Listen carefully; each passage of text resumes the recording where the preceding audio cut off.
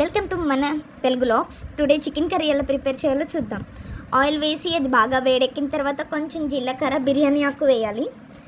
అవి కొంచెం లైట్గా ఫ్రై అయిన తర్వాత ఒక ఆనియన్స్, అది మేము 400 గ్రామ్స్ చికెన్ తీసుకున్నాం కాబట్టి 2 పెద్ద పెద్ద ఆనియన్స్ అయితే వేసాము. వాటిని చిన్న చిన్న పీసెస్గా చేసుకొని ఆ లైట్గా కాగిన జీలకర్ర, బిర్యానీ ఆకు లోపల వేయాలి. మీరైతే గెంటితో కలపచ్చు, మేమైతే ఇండక్షన్ కాబట్టి తెగొట్టేస్తున్నాం.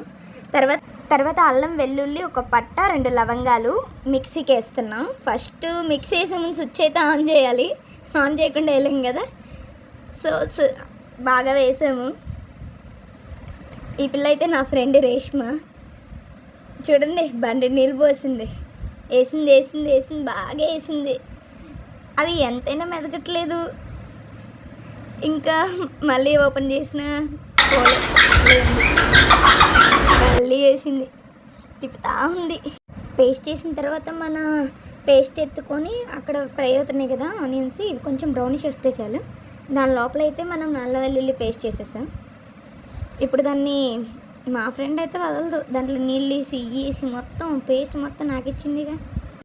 ఇప్పుడైతే అల్లం వెల్లుల్లి పేస్ట్ బాగా కలుపుకోవాలి. కలుపుకున్న తర్వాత ఒక టమోటా అండ్ జీడిపప్పు కంప్లీట్లీ ఆప్షనల్, మీకు టేస్ట్ కోసం నేను వేసాను. యాక్చువల్లీ మేము ఇక్కడ బ్యాచులర్స్, సో మా దగ్గర ఉన్న ఇంగ్రీడియంట్స్తో, మా దగ్గర ఉన్న వాటితోనే విజిల్స్ ఇవన్నీ కలిపి చేస్తున్నాం. దీన్ని బాగా మిక్సీకి వేసేసాము, మెత్తగా గుజ్జులాగా వచ్చేటట్టు. తర్వాత మన ఆనియన్స్ అయితే ఇంకా మాడకుండా అలాగే ఉన్నాయి. దాంట్లో చికెన్ అయితే వేసేయాలి. మన 400 గ్రామ్స్ మొత్తం దాంట్లో వేసేసి కొంచెం మన టేస్ట్కి తగ్గట్టుగా దాంట్లో మనకి ఎంత కావాలంటే అంత సాల్ట్, పసుపు, ఇవి 2 వేసి బాగా మిక్స్ చేయాలి.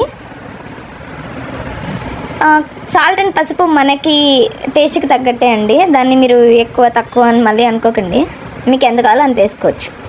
చూసారా, ఇలా కొంచెంసేపు ఒక లో ఫ్లేమ్ పెట్టేసి ఒక 15 మినిట్స్ ఇలా వదిలేయండి. 15 మినిట్స్ తర్వాత చూసారా, దీని లోపల మేమైతే కారం మంచిగా తింటాం కాబట్టి ఎక్కువ కారం వేసాం. ఒక పచ్చిమిరపకాయ కూడా వేసేసాం. ఇప్పుడు చూడండి పోస్తుంది తెగ, నా కోసమే పాపం.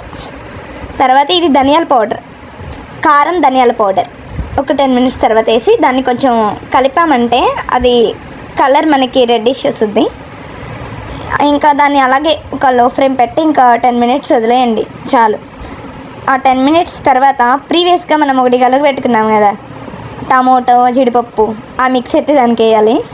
నేను ముందే చెప్పాను కదా, నా ఫ్రెండ్ రేష్మ అసలు కొంచెం కూడా వదలదని, రావట్లేదు, అది మాడిపోయింది ఆల్రెడీ.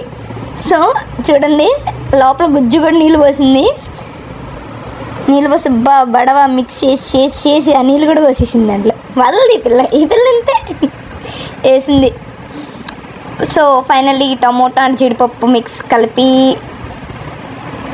కొంచెం బాగా కలిపిన తర్వాత ఒకసారి మీరే చూడొచ్చు colour and the combination gravy ఎలా వస్తుందో. దాన్ని బాగా వెల్ మిక్స్ చేయండి. ఇంకా అలాగే ఒక 5 మినిట్స్, ఆల్రెడీ మనం చాలా రోస్ట్ చేసాం, సో ఇంకా 5 మినిట్స్ ఉంటే చాలు. ఇంకా మీ టేస్ట్కి మీకు పులుసు కావాలంటే ఎక్కువ నీళ్ళు పోసుకోవచ్చు, దానికి తగ్గట్టుగా కారం, ఉప్పు అయితే వేసుకోవాలి. మళ్ళీ నన్ను అస్సలు అనకండి.